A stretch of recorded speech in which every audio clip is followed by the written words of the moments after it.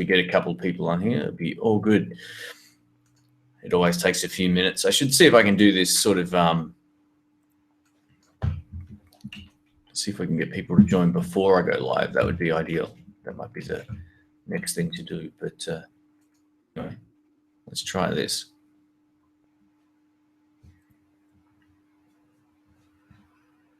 All right, so we've got 11 people in here. I know not much is going on right now. We're just doing some audio tests and seeing if we can get a couple of people online with the live stream. This was really cool last time I did this. I really enjoyed it. Once we got everybody on board, it was awesome fun. So yeah, I really enjoyed that. And I think that might be the best way to do podcasts from now on. It's basically either do an audio or video live stream with a whole bunch of guys and just have a chat, because yeah, there's some interesting stuff going on. I think it was Wayne from Sydney, New York, who had some pretty cool stories about meeting Jimmy Page and talking to talking to Danny Gatton about Joe Barton pickups. That was pretty awesome. So if you didn't see that, definitely check out the last live stream. It starts at about 1 hour, 17 minutes or somewhere around there. That's where the good stuff starts to happen. So yeah, definitely check that out if you're interested in checking that out. So it looks like we've got Mr. Prawn. Mr. Prawn. Mr. Prawn is in the house. There he is. Cool. Dude, I can hear you on YouTube. I don't think people can hear you on YouTube. Really? I can hear you. Yeah, I can hear you. Oh, interesting. All right, that's weird.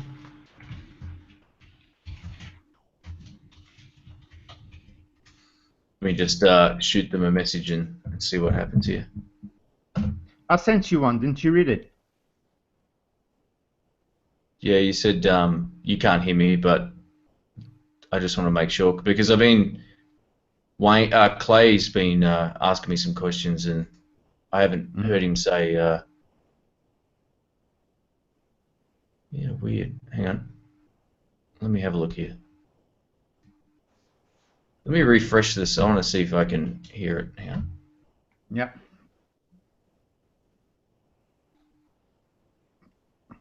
Is this a test run for tomorrow? Yeah, for the next proper live stream, yeah. Yeah. Hang on one sec. Okay.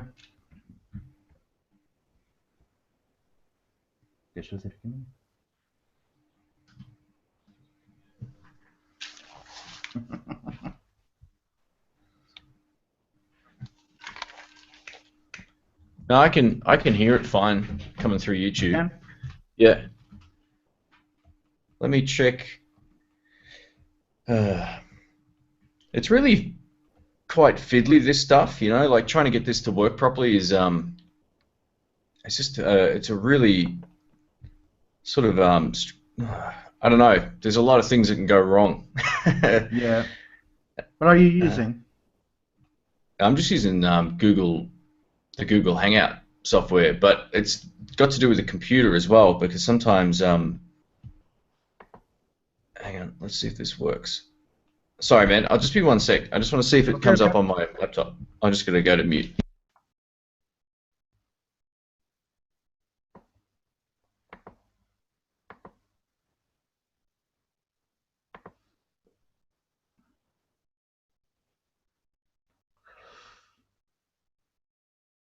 And it froze.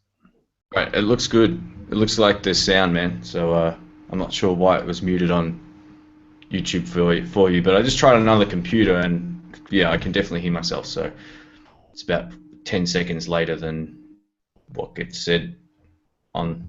Yeah, it's about there's about a 10-second delay or 8-second delay or something, but it's there. Cool. So yeah, thanks for joining in, man. Just not a... All right, so we've got a few more people here now. We've got Thunderbird, 650 Thunderbird says hi, so hi to Thunderbird. And we've also got just chat for a sec, David. Yeah. Just want to see if the cameraman kicks in. whether I have to do this manually. Hang on. Com força mesmo. Oh yeah, it Não, changed com força, automatically. com força. Até fazer crá. Talking to my girl. Yeah. All right, so we got we got the chat. So Cade. Thunderbird is from the Arley Benton Club. Oh, okay, cool, awesome. How's the forum going over there? Oh, it's cool, man. You should join. Lots of good people there. Cool. I just, I don't own any of their guitars or anything, but I'll check it out. But it doesn't matter. It doesn't matter. If you have Joyo stuff, you can join in. Even if you don't have anything by Joyo or by Arley Benton, your knowledge would be very, very welcomed. All right, cool. All right, thanks. I'll check it out again. So it looks like we got Cade is asking me to use this Run the Draw app. I haven't even seen what that does. Hopefully it's not anything that kills the stream, but let's try this. Hang on. Is it going to, I don't know where that, oh, here we go.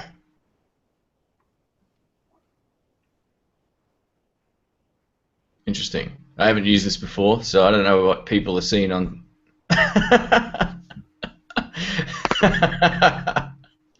You'll see what, yeah. Oh, let me try it. Let me try it. How do I put my own face, man? How do I put my own face up? Oh, it should do it when you just talk, but sometimes it doesn't. So I had to I have to click on you.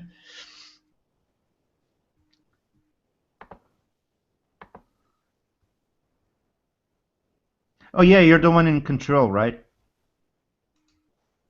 It's what? Sorry. You're the one in control.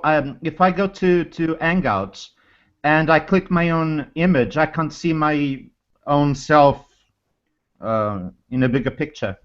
Yeah, I kind of semi-control the camera. When it's working properly, it does it automatically. But you have to click that draw. Oh, yeah, here we go. It's funny. All right, got.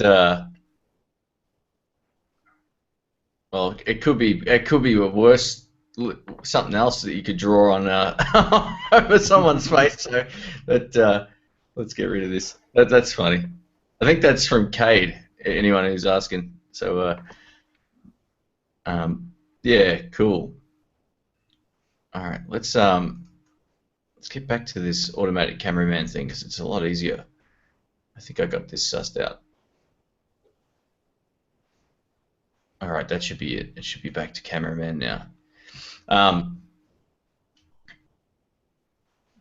Okay, so in terms of sync, it all looks good to you, David? Yeah, more or less so. It freezes sometimes. All right, but in terms of like the the audio sync is much better, I guess, than last time. That's what I'm hoping anyway. Yeah. Cool. All right, that's cool. If anyone else wants to join in, I've posted links in the chat as well as Google+. You can jump on to, click that link and join in live on the stream.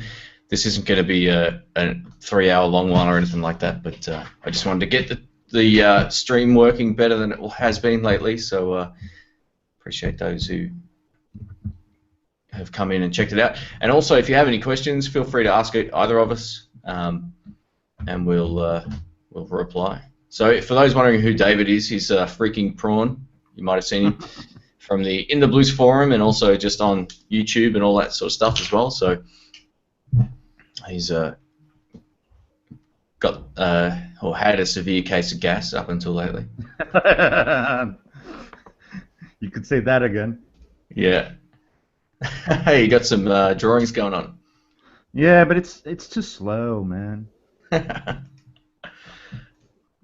really enjoyed the chat we did last time, man. It was great with everybody. That was Yeah, Yeah, you find two very nice gentlemen there. Yeah, they were really cool dudes. Yeah, dude Wayne had a lot of good stories, man, about meeting all the Yeah. folks he's met over the years and stuff. So Yeah, it's a real pleasure listening to him. yeah, absolutely. Yeah, that's the whole idea I had for the podcast. Like it originally was to get as many people as we could from everywhere, like different age groups, different locations, all that kind of stuff, and then yeah, just have it in a way where like I'm not just the only one talking. That was really good. So, all right, I think I've worked this automatic cameraman thing out. So next time you talk, it should definitely it should swap over to you. I think I've got it worked out. Okay. Yeah, it's working. Cool. All right, it's taken me a little while to get the hang of this, but I've got it. So no more. Yeah, that makes it a lot easier. All right, guys, everyone who's watching on YouTube, which is all 9 of us, let's see if we can get some more people in the Hangout. So I'll post a link again if anyone wants to join via webcam. Feel free to, as long as you're not naked and good. All right, so Clay's got to go. Thanks for stopping by, Clay. I appreciate that, man. And yeah, I'll hopefully catch you on another stream at some point.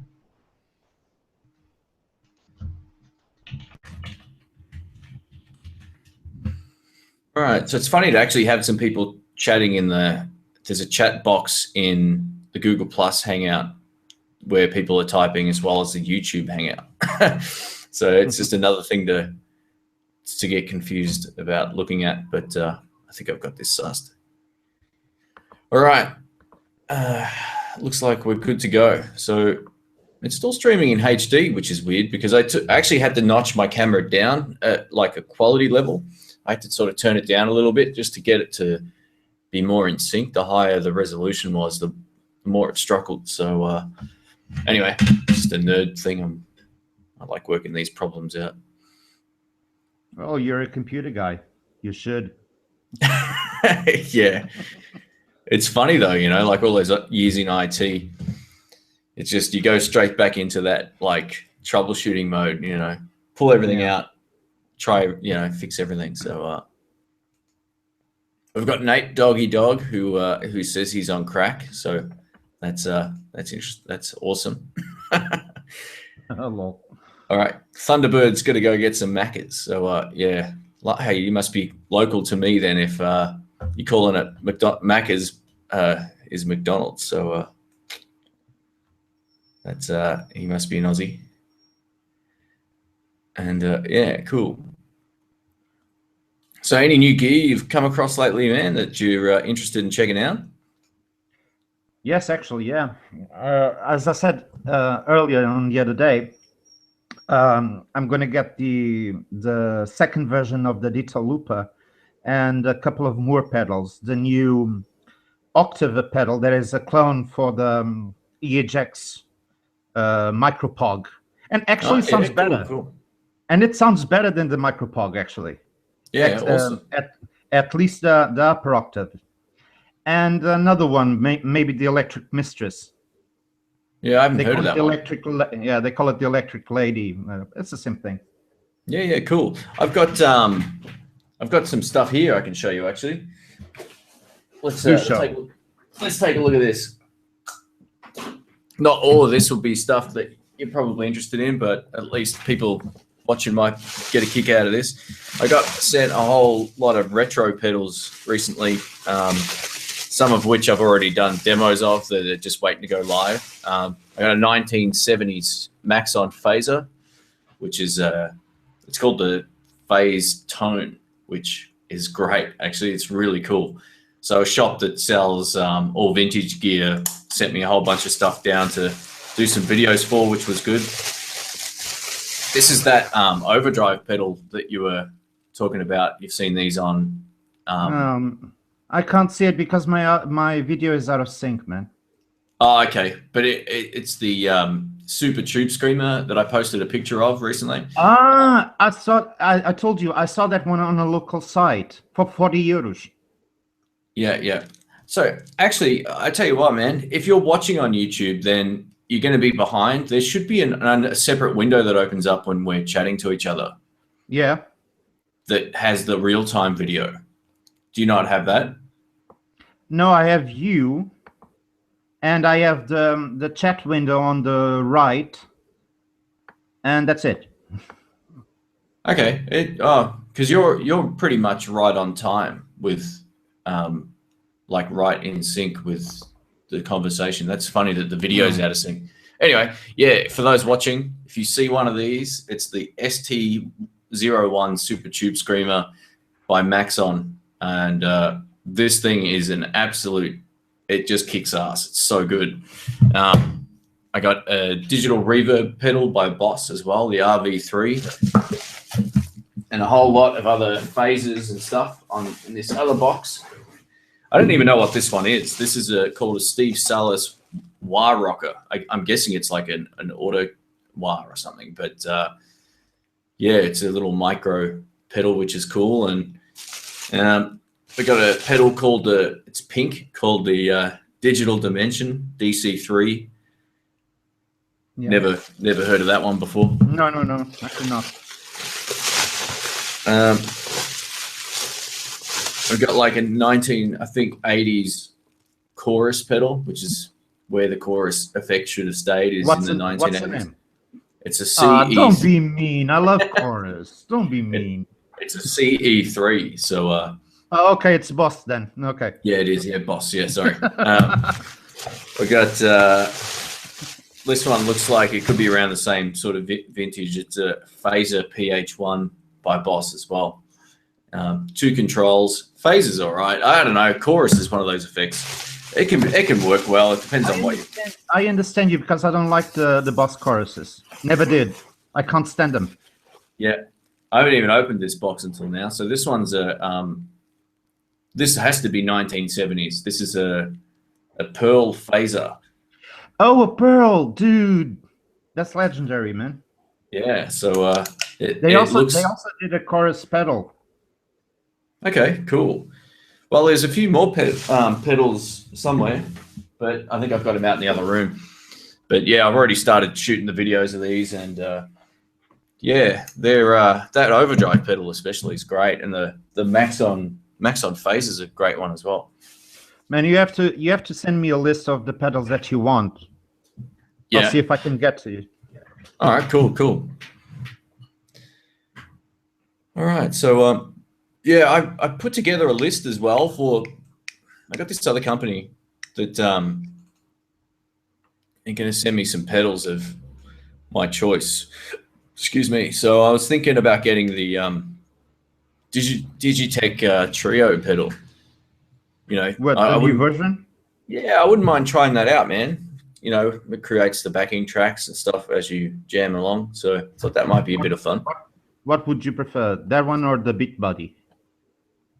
Oh, I haven't even seen that Beat Buddy one. I'll have to check that out. Beat Buddy is really cool, man. All right. Well, I might add that to the list. This guy, he's going to send a who makes the Beat Buddy? Good question. I can't remember. Let me see. So I'll look it up. That's right. That's cool. Yeah, so I put together like 3 Maxon pedals I've always wanted to try, a couple of Greer amp pedals, 3 Wampler pedals, some Jim Dunlop stuff. Like I want to try Buddy Guy's signature Crybaby. That'd be good fun. I want to see if I can get my hands on a PV Dirty Dog pedal.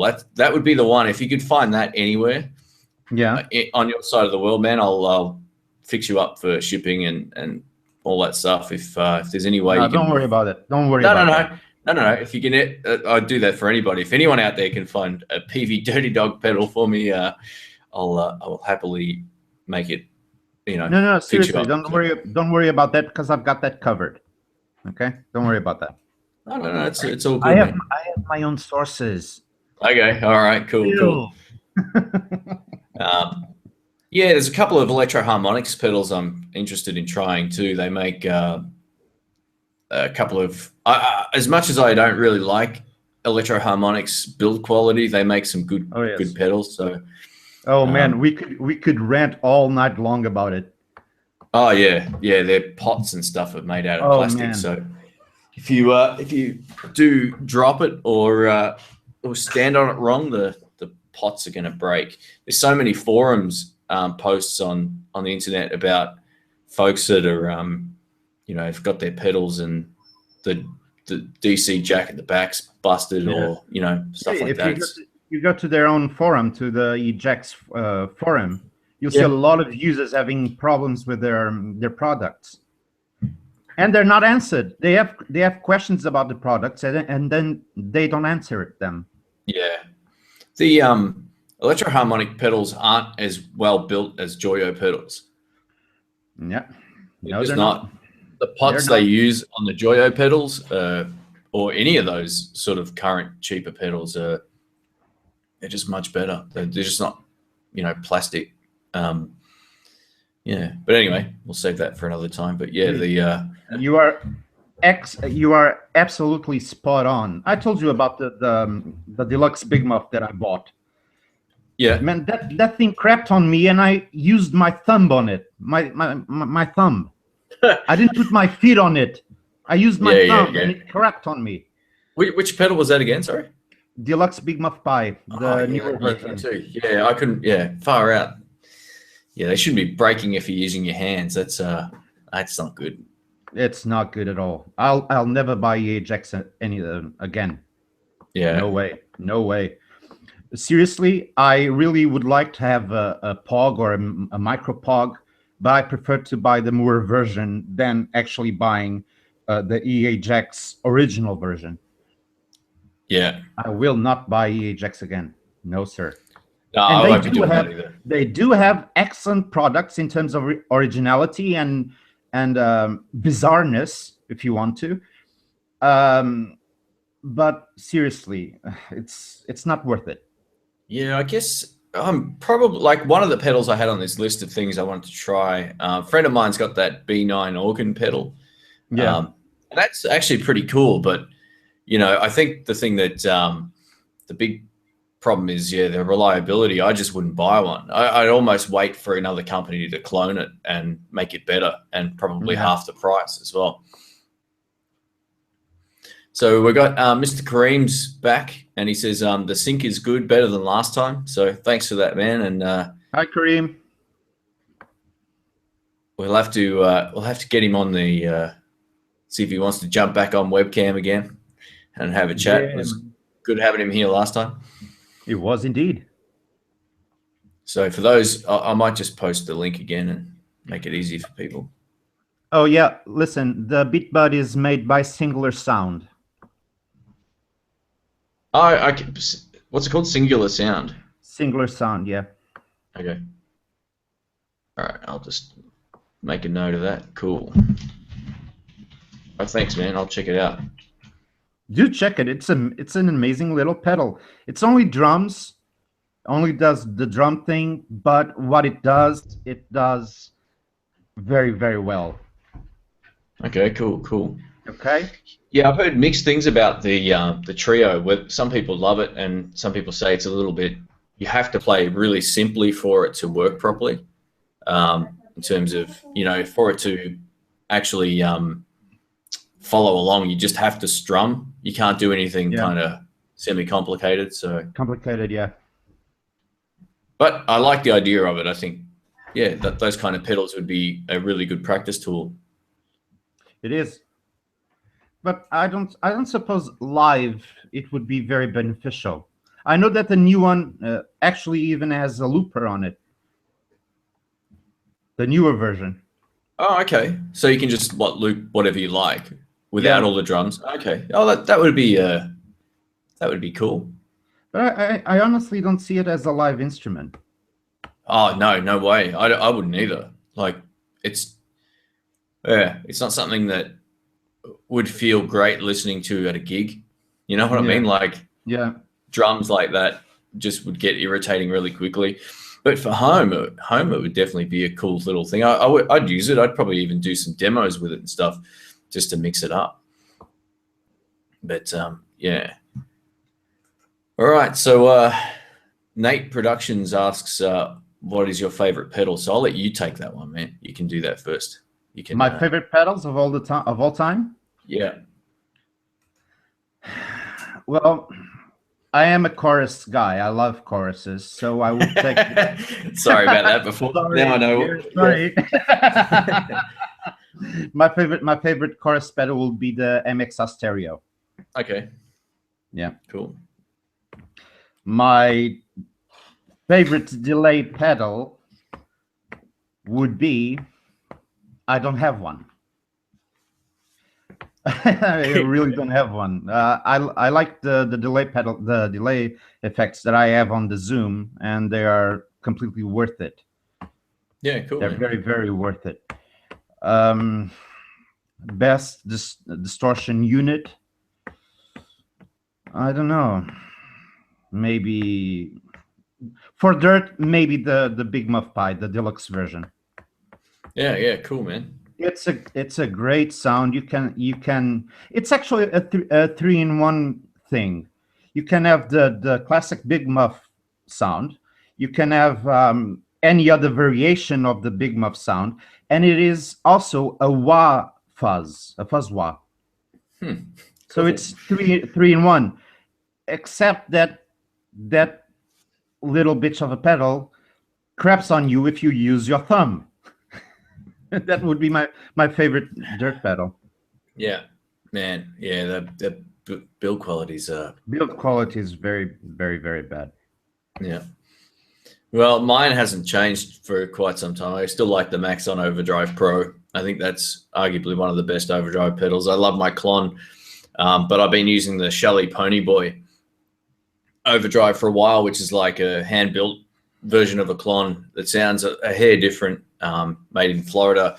They're about $100 and they sound awesome. So I've had that on my pedal board for a long time now with just a standard Maxon Overdrive 808, which because of space, it's just a great little pedal. And another one I used on Sunday night, I used the new Tribus pedal live, which was really, really good. It's the first time I've taken that out to a gig since it was updated. And man, that thing absolutely rocks. But what's the name of it again?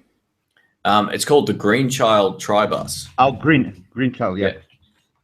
It's the new one. You can stack the clean boost with the. Yeah, there was a problem with the earlier version. You couldn't stack them.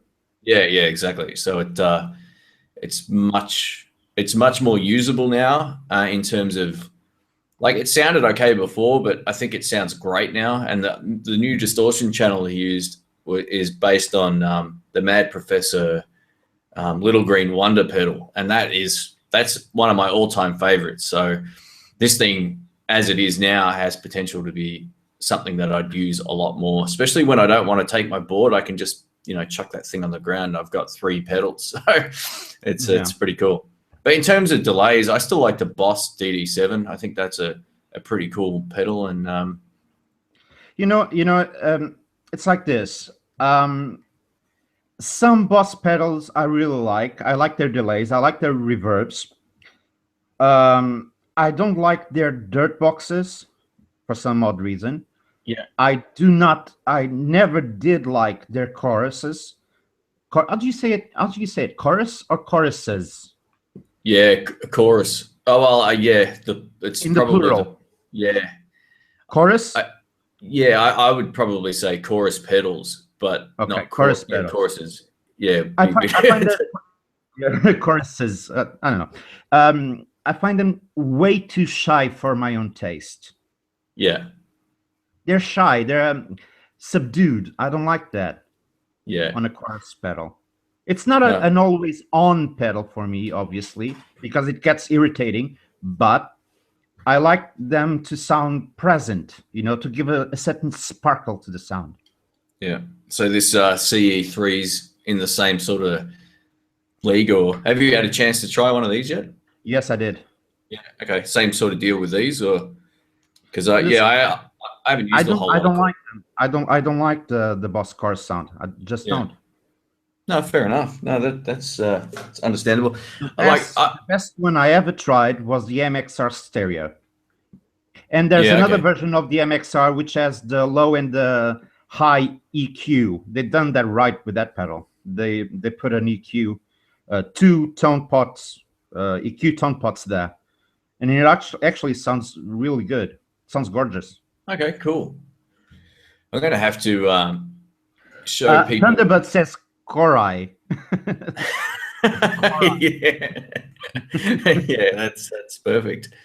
So Thunderbird's he's back with his Macs, so he's enjoying the stream with some McDonald's. In Australia, we call it Macca's, which is an odd thing to call McDonald's, but it rolls off the tongue.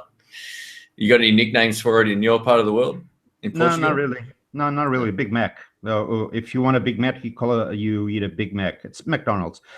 Now I see you are handling a black pedal. Which one is it? Only now I can see it. What's it has that? a yellow strip. You are on my part of the world.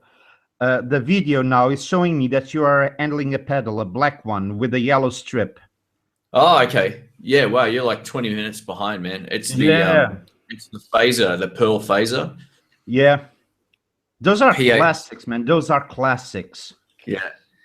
It should be fun. I'm going to have one or two retro pedal demos coming up over the next couple of months. I got 10 really cool old pedals here at the moment, and then listen. Now that we're talking about Pearl, and I told you they made a chorus pedal.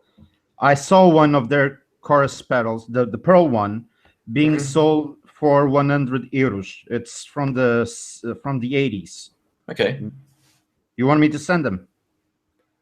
Oh, look, man. I mean, it's not an effect that I would use, but I mean, if it's just a demo, then that might be. I can get it.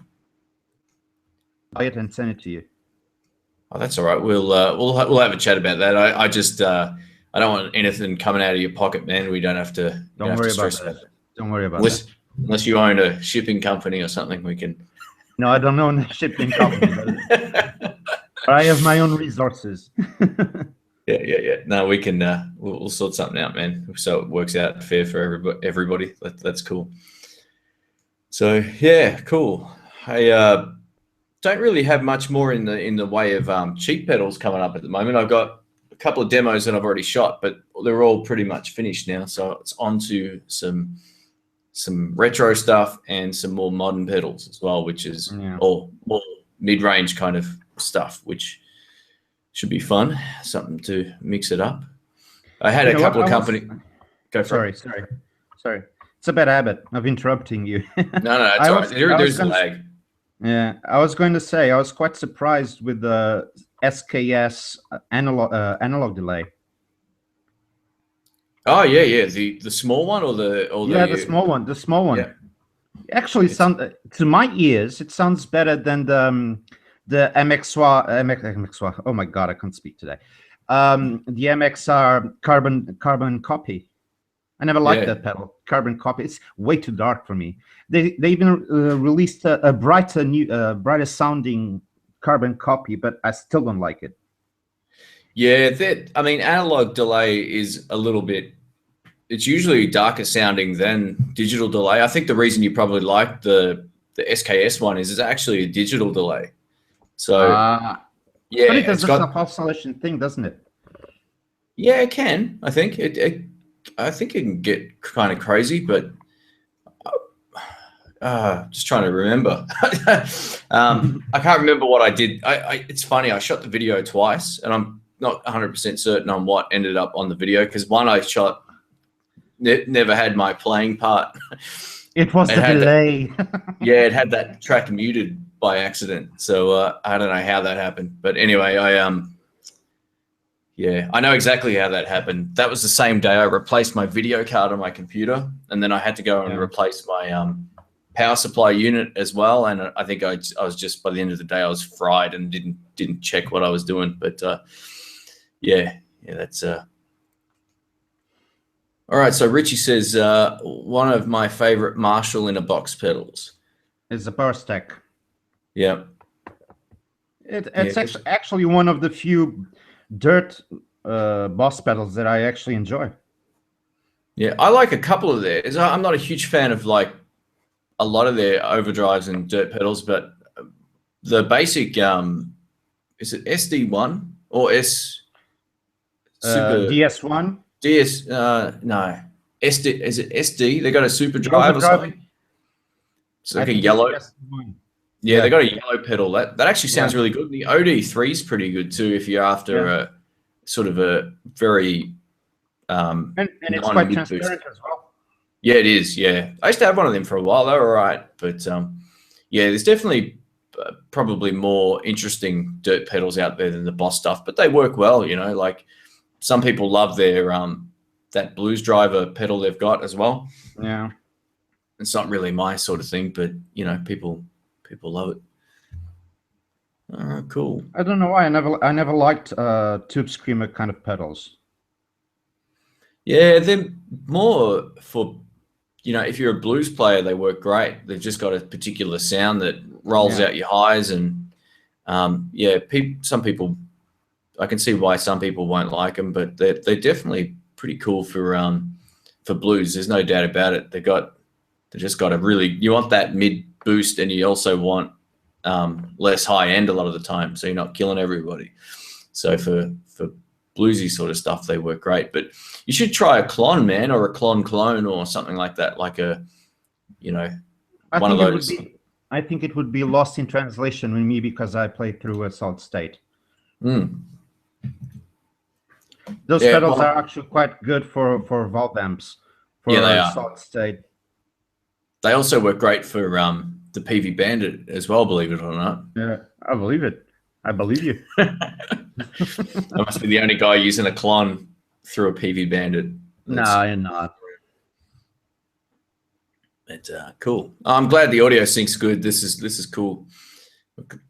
So no one's really mentioned that it's really bad. We've got Steve Mandraki, I think that's how you pronounce that, from the US is here. He says hi to us. So good day, Steve. Hello. Hang on, I think he's just all right. So if anyone else wants to join in on the live chat, all you have to do is click the Google Plus link and click accept on your browser or whatever comes up, and have a webcam, and you can join in. So, Richie and Thunderbird should join. Yeah, I know that I talked to Thunderbird at the Arlie Benton Club, and he was excited to be a part of the live chat. Oh, cool. Come on, Richie. Yeah, come on, Thunderbird. Get these guys on, and we've got to get if Mr. Kareem's still there, we can get him in as well. I'm not sure if he's still around, but we can get him back in as well. Oh, man, the video here is frozen. Yeah, you just went sort of muted for a second there as well. Yeah. What browser are you using? Firefox. Okay. Yeah, maybe try another one. See if it works better next time. I don't know. Just throwing ideas out there. Sometimes some browsers struggle with different things on the web. So yeah, I'm using Chrome. It seems to be all right. And I figure Google product with the with the Google Hangout might have less issues. But so come on, Thunderbird. You know it's not bullshit. You told me you wanted to. Yeah, this live chat is literally more of a test than anything, and if anyone wants to join in, they're more than welcome to. I didn't come prepared with anything at all today. I just woke up about 40 minutes ago and thought, all right, let's jump on. You didn't come prepared? Yeah, it's not like me. Well, I got my Coke Zero here, but that's about it. And some Oreos too. Yeah. So I wonder if there's been any more backlash on that Anderton's video that was posted lately with from Will. I haven't checked his channel lately. But, no, I haven't checked his channel. No. Do you want to talk about that issue, or do you Oh want to no, skip it? no, we can skip it, man. That's all right. Yeah, I just okay. wondered if there'd been any further developments on that. Since Anderton's put out that video that was a little bit what's the word, Weird. man? Yeah, disappointing. Shady. Yeah, Crappy. yeah. It was pretty funny. But I wondered if anyone else had seen any other. Remarkably dumbfounding. Yeah, exactly. Well, yeah, we can leave that. I just wondered if you'd seen anything new that might be of interest in terms of other people's videos or comments, or if there were any other video responses to it, I guess is what I was getting at from anyone else. But I haven't really been, it's funny, those type of videos about the tone woods and that, especially the last couple of podcasts I put up, I just ended up basically blocking the comments because it goes off topic really quickly and then people just get mad. So not at me, but they just argue at each other. So I was like, all right, well, I'm just going to basically, just make life easy for me now and just lock the comments. So, all right. So we got, what have we got here? I don't think anyone else is going to join today, man. They're all a little bit on the timid side. Yeah. Thunderbird says it's at work. I don't believe him. Not calling you a liar. I just don't believe it. Well, it depends where he is, I suppose. It depends, what time zone he's in. Because most people where I live would be at work right about now. So, yeah.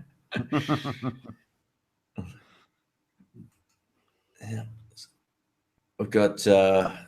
Richie says is from the In the Blues forum. Come on, Richie, jump in. Yeah, man. Let's go. So, if anyone isn't a member of the forum, head over to intheblues.net as well. Let's try this. Hang on. Okay. I want to see if I can get this draw tool working while we go here. Oh, you have to. It's not going to do what I was hoping.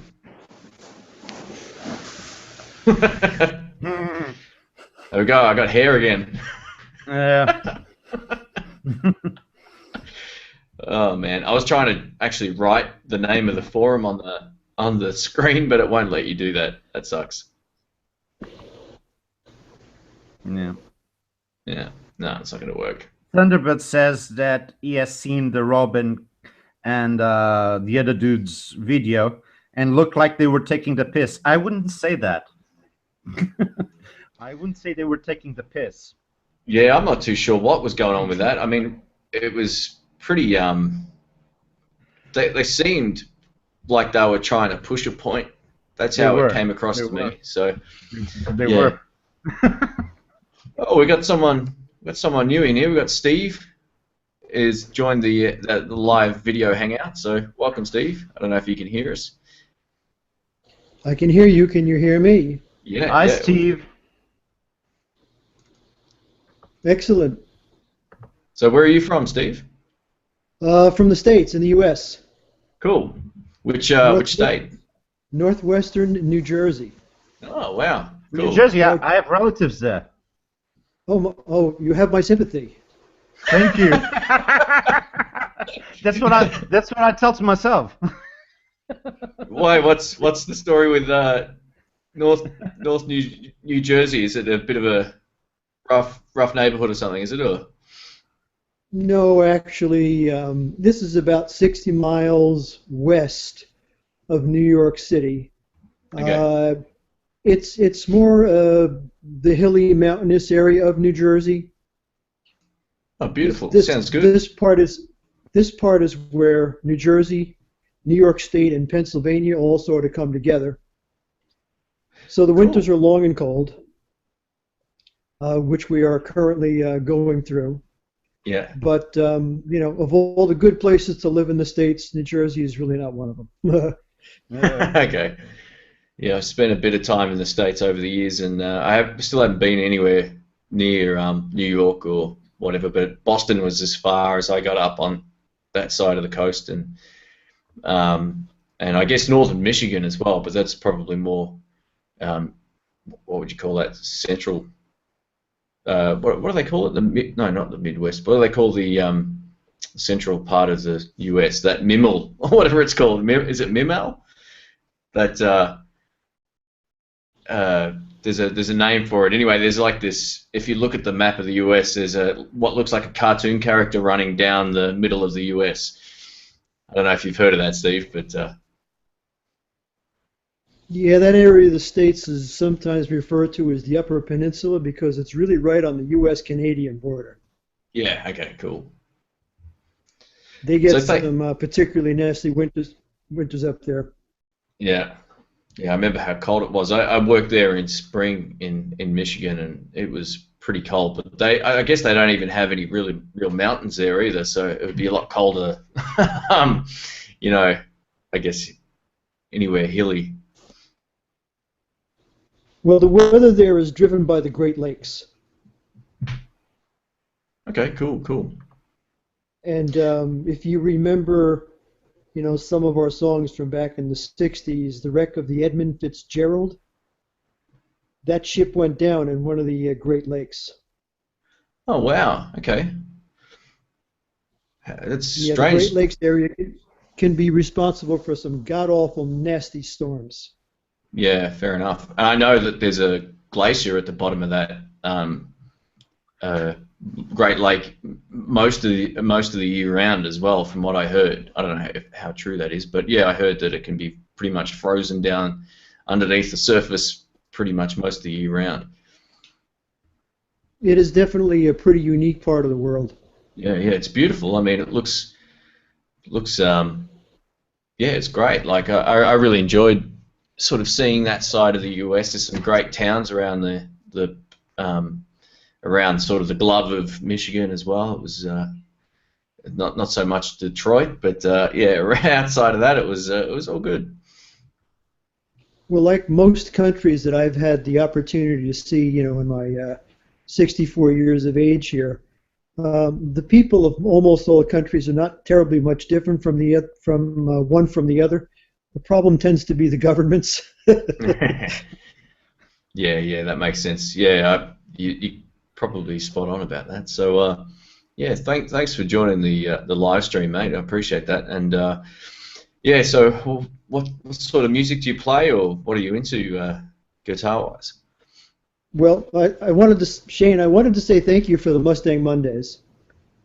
Okay, no worries. You're welcome. I have a Mustang 3, and I've used a couple of your downloads from Fender Fuse, and I have to say I've enjoyed them. Awesome. Which ones do you use the most? You had a couple of Eric Clapton ones. Yeah. That I thought was pretty close. So I've enjoyed that one. I think you did that one with Rick. Yeah, we had his Tremolux amplifier right next to it when we did.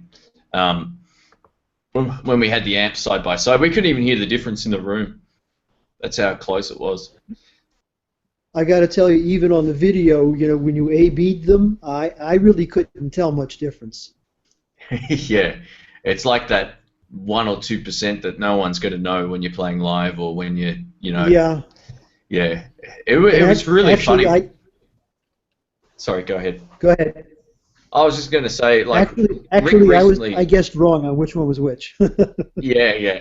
Rick bought that amp not long before we did the that AB, and he was just like scratching his head, going, "Man, I can't believe like a digital amplifier can replicate the amp that he paid $2,000 for, and or whatever it was here, probably more than that." And it was spot on. Like it really was spot on. If you were in the room, you just couldn't tell the difference. And they felt good to play as well. That was the other thing. Like it didn't feel like you were playing through. Yeah, it responded very similarly as well, which was another great thing. So yeah, that's been a really popular preset. I think that might be one of the most downloaded ones that I did that, and I think the Stevie Ray Vaughan one was pretty popular as well. The Little Wing. That almost sounded exactly like the album, I reckon. That was, that took a while to get right. Well, I just wanted to say thanks for your efforts along those lines, because they've really made owning the amplifier interesting. Hey, no problems. Yeah, I mean, I was a little reluctant to buy one based on the presets that come with the amp. Like, I knew that it had potential, but it wasn't until the thing that's actually changed my mind on the Mustang. I took another amp in, I think it was a supersonic amp, into the shop, and I said to the guy, if I can get it to sound like this, I'll buy it. And I did. I got it to sound pretty much the same, and I said, oh, this is going to be great. It's nice and light, and if it can replicate, my favorite amp at that particular point in time, then I should be able to get it to, replicate others. And it's really great at doing the Fender sound. Like, if you're into Fender amps, that Mustang can do just about anything. So yeah, I'm glad you're enjoying them. That's cool. And that's pretty much where I am. I'm pretty much Fender. I like Strats and Tellys. Cool. And Fender amps.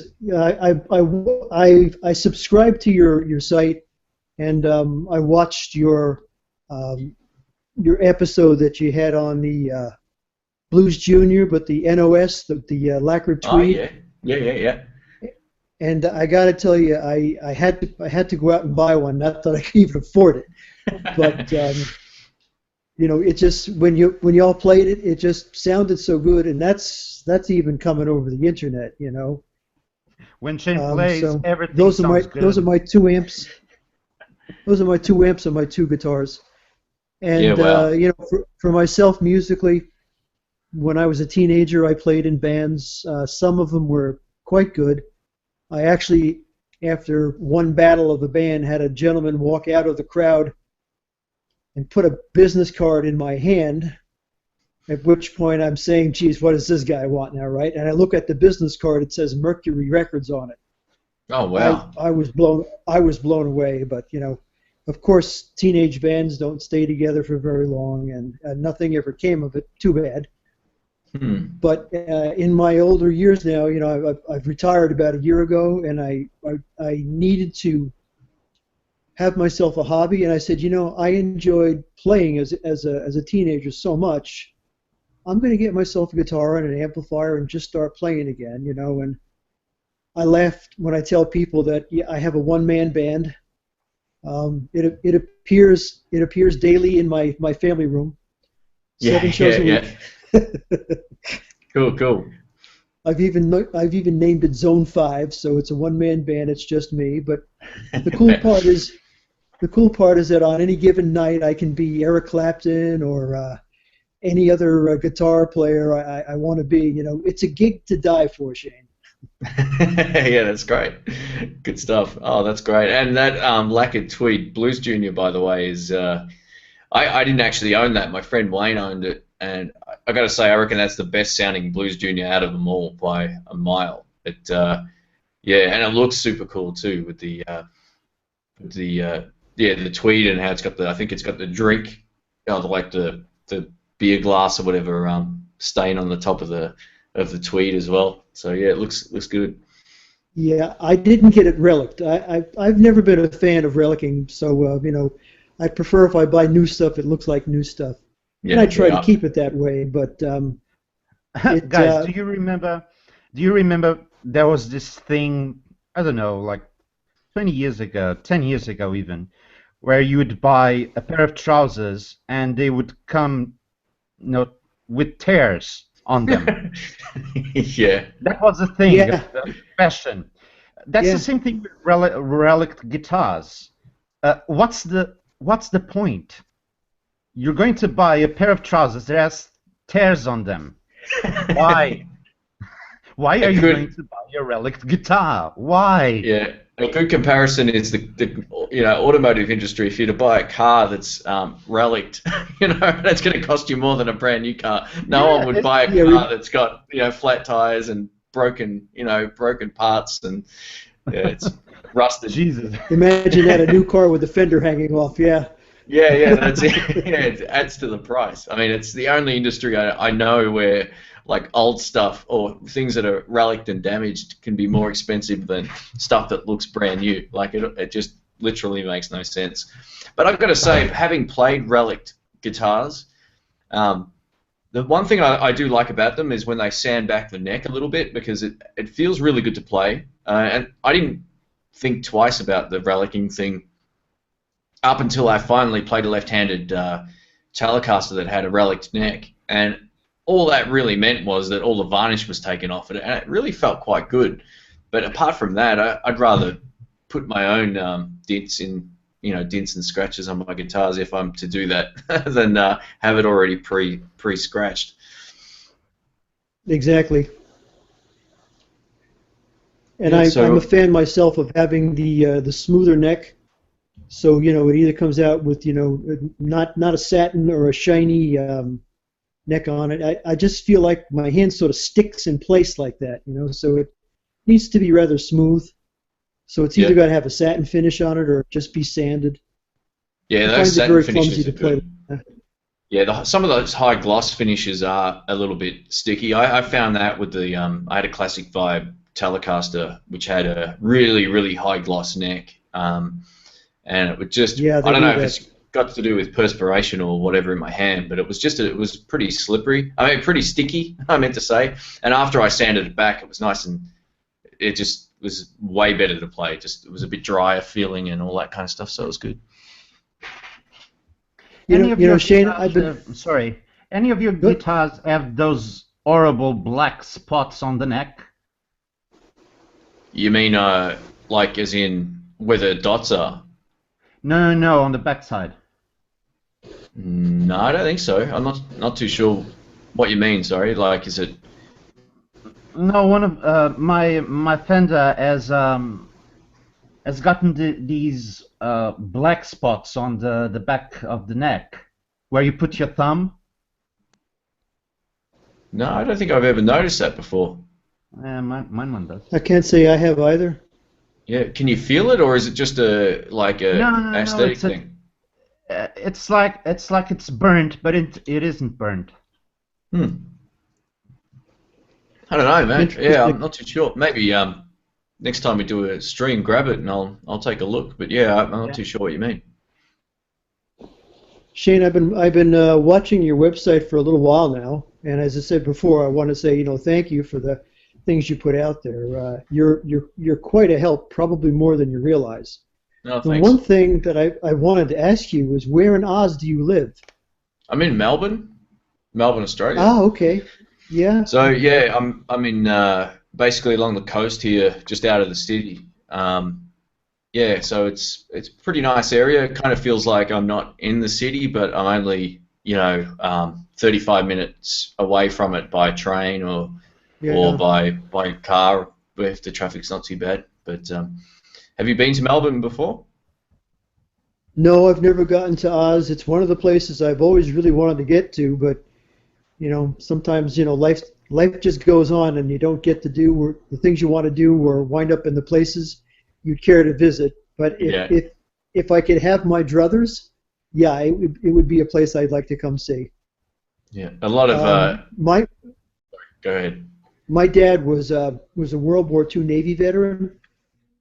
As a matter of fact, his ship was at Pearl Harbor when it was attacked by the Japanese.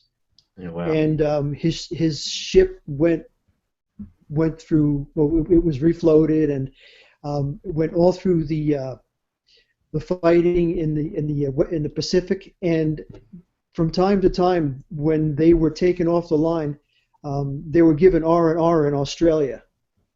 And I have to tell you, he spoke so highly of your countrymen that it's almost as if I know you guys without ever having set foot on your soil. A lot of Americans that I know that have come here or I've met while I'm in the US that have been to Melbourne or Sydney or whatever, they all speak really highly of it. They all love it. Some Americans say it's kind of like a little America. It's kind of very similar in terms of feel, but we just don't have the population density either. So, there's more people in Los Angeles than in the entire country here. And we're all spread out like right around the edge. There's like literally nobody in the middle, or very, very few, maybe a 2%, through the entire middle of the continent. But we're all around the edge. And Americans love it here for a couple of reasons. I think the other reason they love it is you know, your dollar would buy $1.60 or something of our money. So you can really make your dollars go quite a ways here. Whereas if I come to this, I'm going to be in the US in June, I have to pay $1.67 or $1.70 for $1 at the moment. It's really bad. Yeah, these things tend to be, you know, cyclical. You know, there have been times when I'm aware of, like, the U.S. dollar against the British pound. It's been like $3 American to an English pound, and now it's not even close to that. So it's a matter of, you know, which cycle you're in. Yeah, absolutely. You know, sometimes it's good, sometimes it's bad. You know, but you know, Yeah. I always thought that the U.S., Australia, and England are three countries separated by a common language. Yeah, no, I totally agree. It's funny though, because yeah, I don't know. I've never been to England yet. That's one place that I actually have a European passport as well, which I've never used, and that's one place that I'd love to check out at one point in time. But yeah, we all do sound quite a bit different, hey. You know, the accents are, I think, completely understandable. Sometimes the slangs, you know, get a little bit beyond what you really understand. And I know occasionally we get some TV programs from the UK here. Sometimes when they get involved in political humor, it goes completely over my head because I have no idea what they're talking about. Yeah. And I'm sure our political humor goes over their heads too. But yeah. It's also a place I really would like to have the chance to visit because I have English ancestors. So, you know, yeah, cool. And whenever I meet English folks over here in the States, we've got this, I don't know, almost instant bond or something.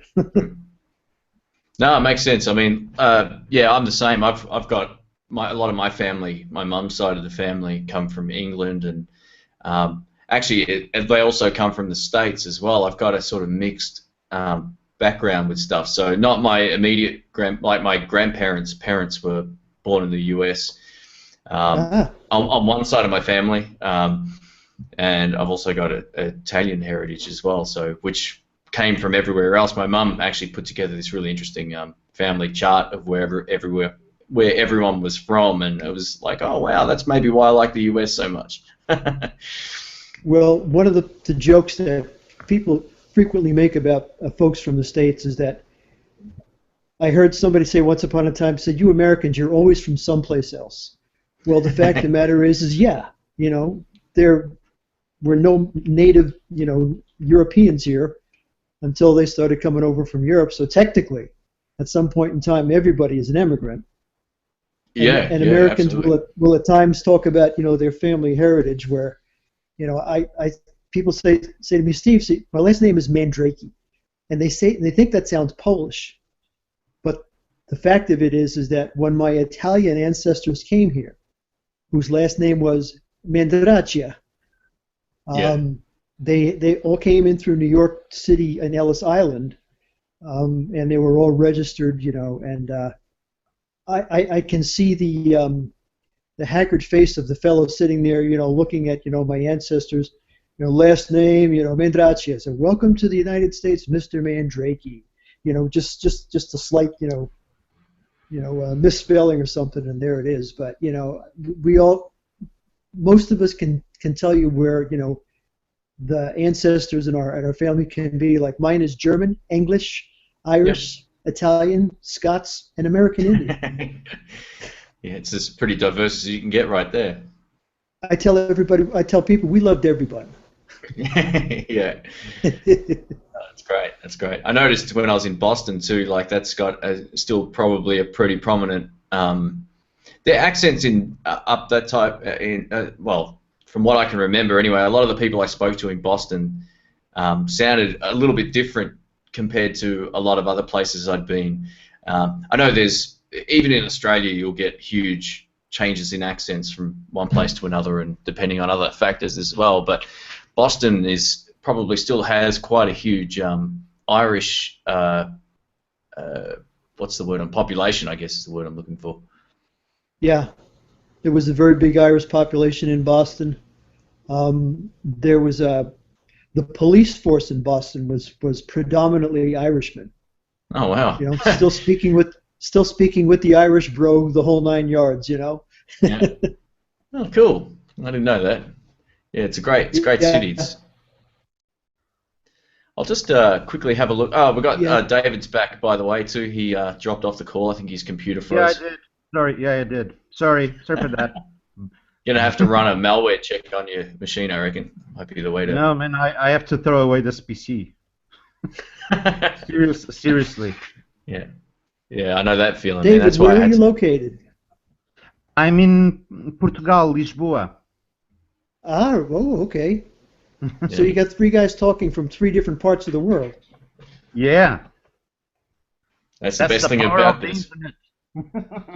Yeah, the idea for doing future podcast or audio podcasts and so forth is to literally have people jump on a call like this, and we'll just see where it goes, And yeah, it's great having people from different countries, backgrounds, all that kind of stuff, experience levels with different things, and I don't know. It's always interesting talking to people.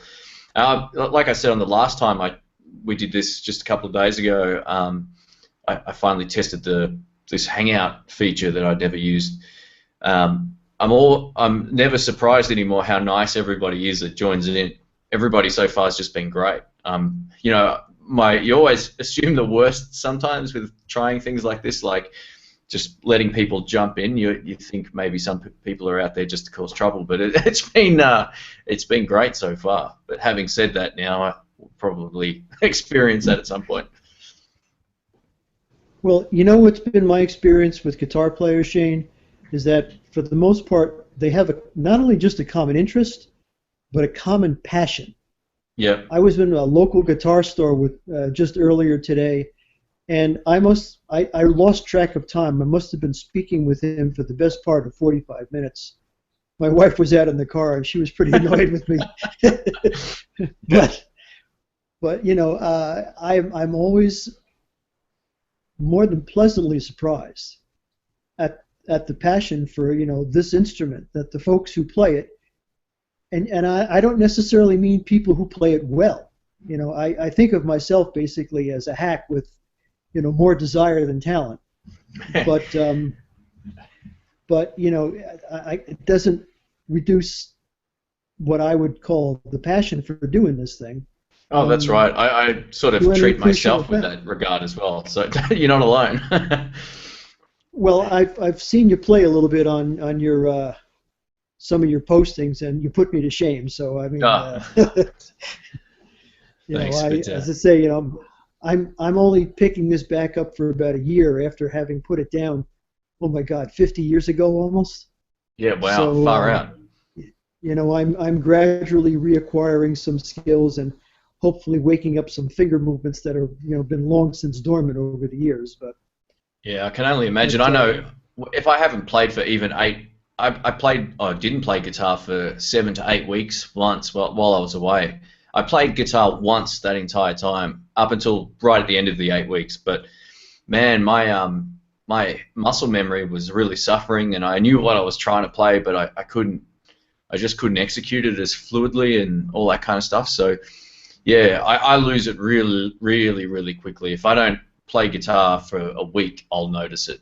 And I can only imagine after, if I didn't play for a year, I'd probably feel like I'd be starting again. I might even end up starting to play right-handed instead of left-handed. But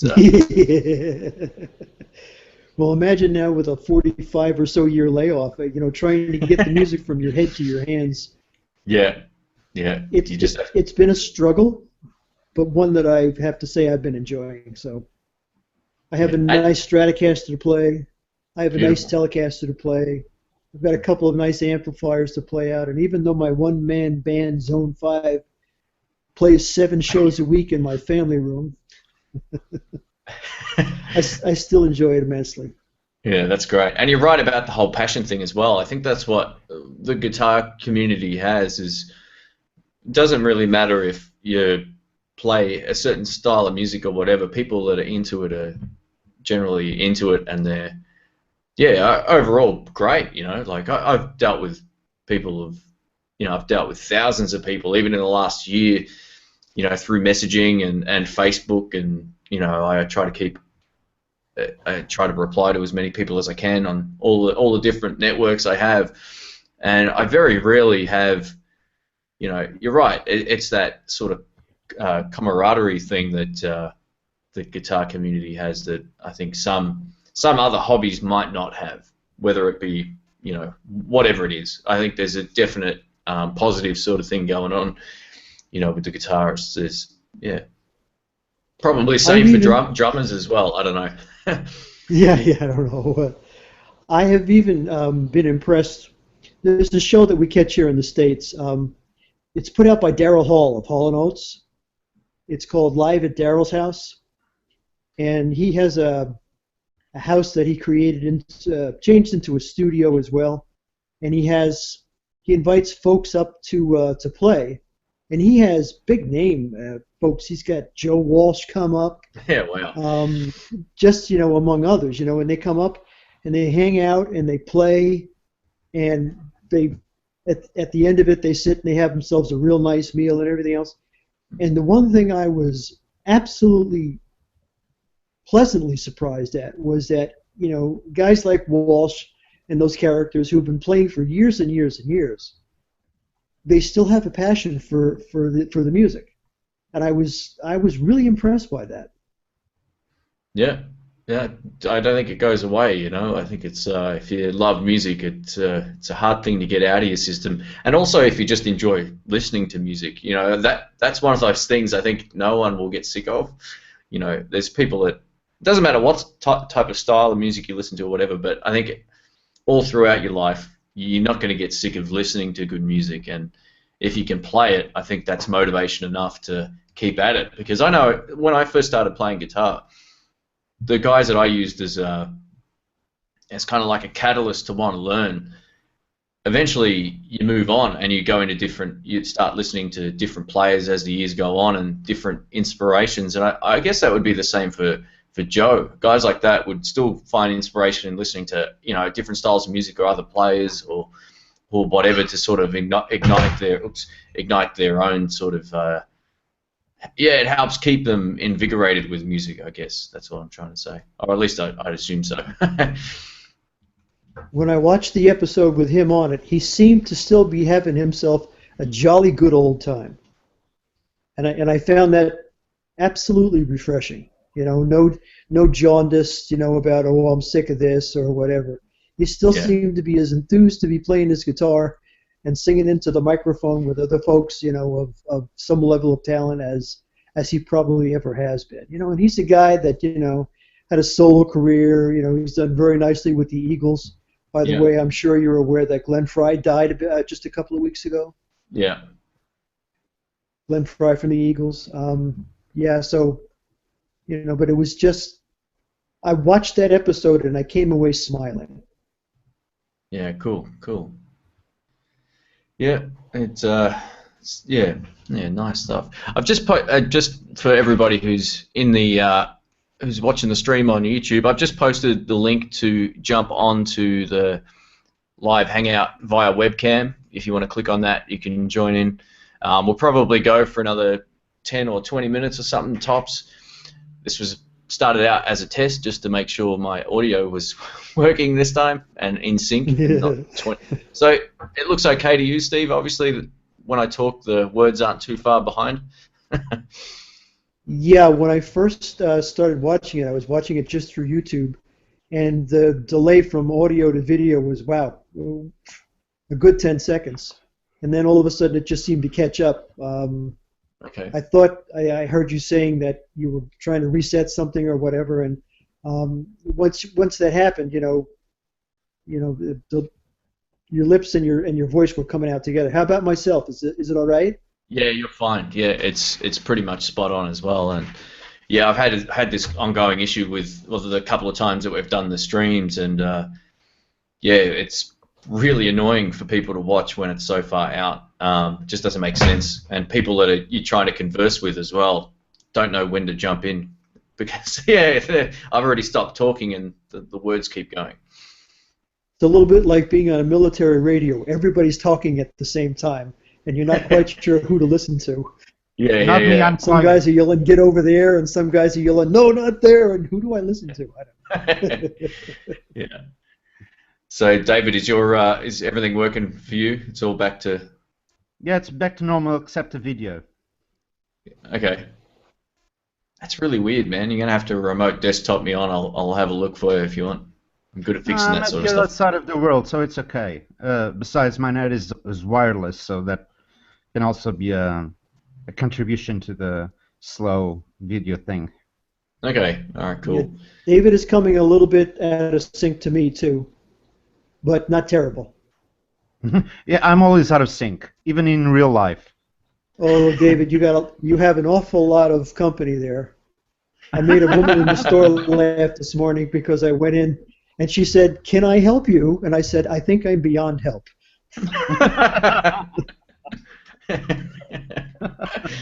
Yeah, that's a good one. I'll have to remember that. Yeah, I got this Well, if you insist, why not? Yeah.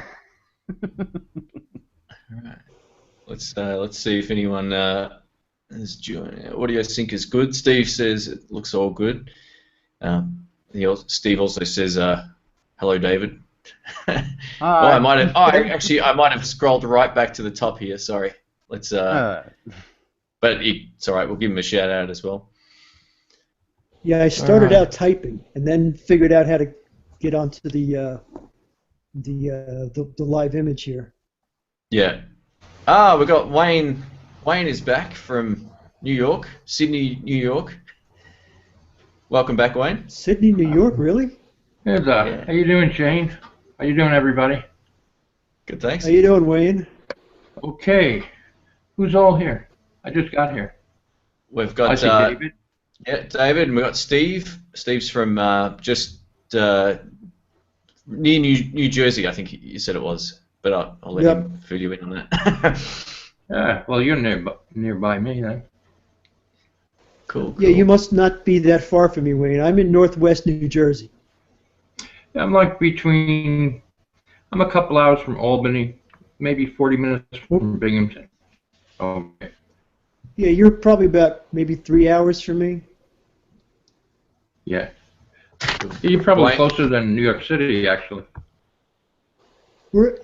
Actually, I'm closer to Pennsylvania than New York. Okay. About 60 miles west of New York City. I've got about 25 miles left of New Jersey before I hit like Eastern Pennsylvania or any of those places. Cool. So Wayne was from. Wayne had some great stories last time we had a chat the other day. We did this Google Hangout thing for the first time, and he was lucky enough to meet, Danny Gatton and Jimmy Page, and it's crazy. He's got some really cool stories. So I appreciate you dropping back in this time, and this was literally a test just to see if the audio was going to actually behave this time. So we ended up having a bit of a chat here. It's been good. Yeah. Well, so Wayne, you had a chance to meet some pretty heavy artillery, huh? Well, I didn't meet Danny Gatton. I called him on the phone. It was because I heard. Sorry. Yeah, when I first heard him, I heard his music on the radio, a local, like a public radio station in New York, and then I read about him probably in Guitar Player, and I wanted to know about the Joe Barden pickups, so I called him. And then he gave me the number of Joe Barden, and I called Joe Barden to get the pickups. Cool. That it was like that Strat hasn't moved since we last spoke. Has it? Have you done any playing? Yeah, I play every day. I have my Strat here, and I have my Mustang amplifier there, and a little mixer. Yeah. Hang on, guys. I'm going to be out of the picture for just a second. Hey, no problems. I don't know if anyone can see what's here. That's just my. Oh yeah, great. Yeah, it's just all next to me on the couch here. You know, I have bedroom players. I'm a living room player. Yeah, that's the next step up from the bedroom player. You can make a bit more noise in the lounge room. Yeah, and I always have the headphones on because I'm in an apartment and you can't make noise.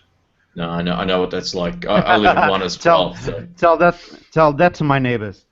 Well, I lived in my house for 20 years, and once you get used to that, it's very hard. Oh, there you go. Look, here's Hey, we should do a. Eric Clapton signature Strat. Oh, nice. Ooh, nice. It's got the V-neck. Sorry, I'll click back on you here manually. The soft V, yeah. And the tone controls on the bottom. Very slick. Beautiful. Beautiful, yeah. That's nice. Very nice.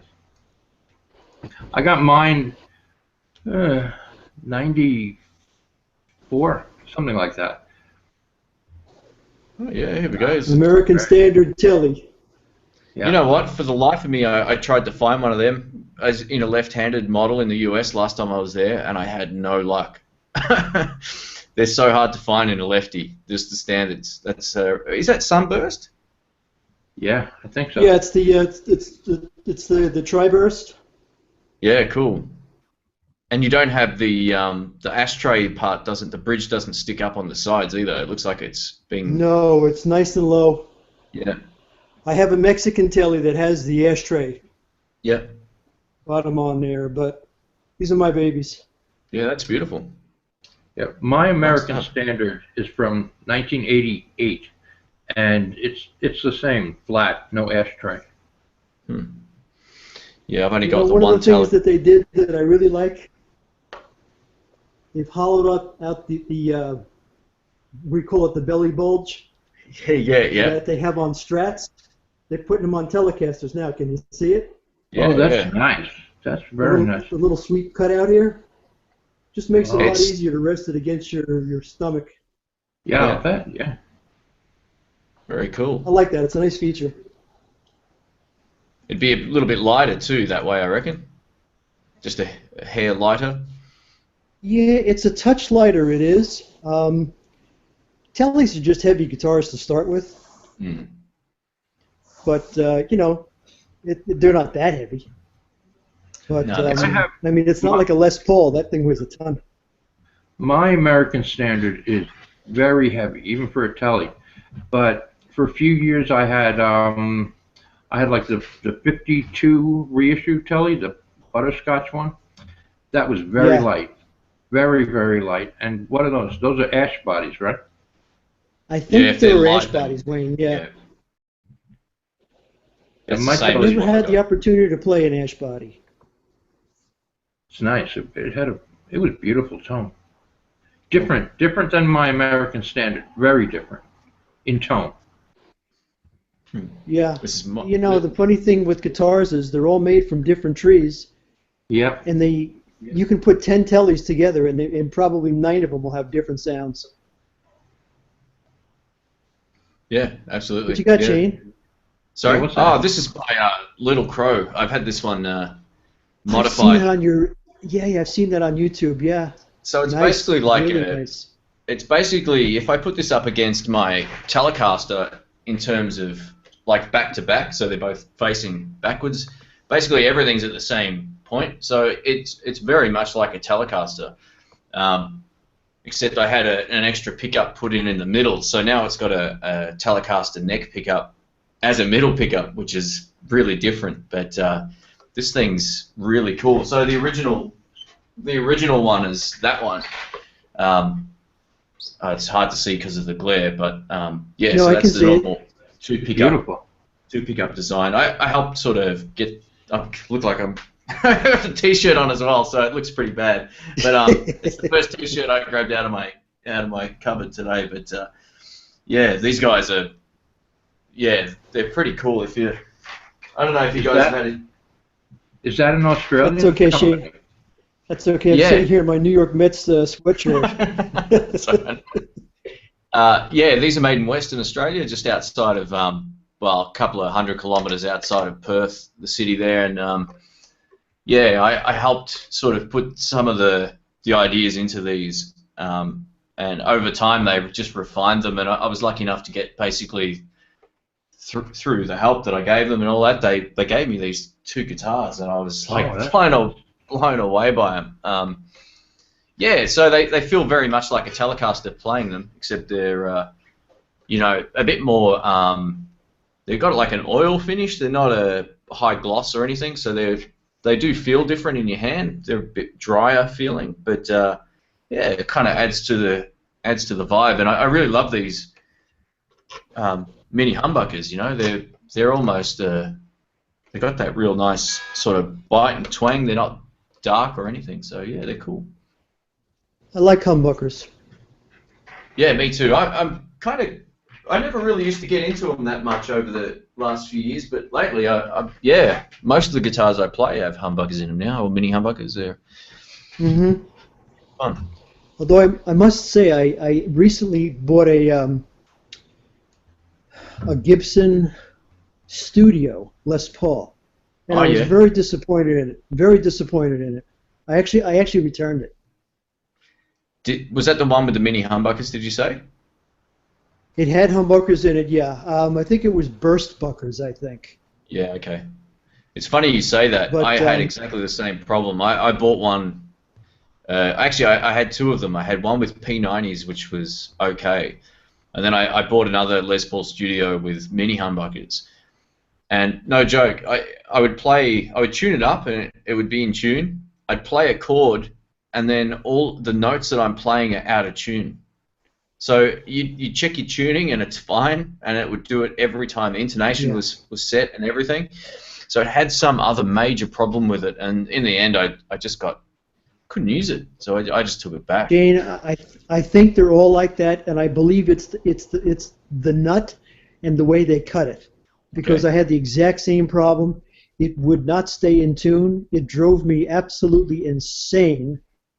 And the other thing that troubled me with it, you know, it gets cold here, you know, in this area of the country, and of course, you know, the neck reacts to the temperature and the humidity, and the neck sort of shrunk from side to side, and at that point, the frets were actually sticking out the end, and every time you'd run your hand up and down the neck, it was like you know, torture.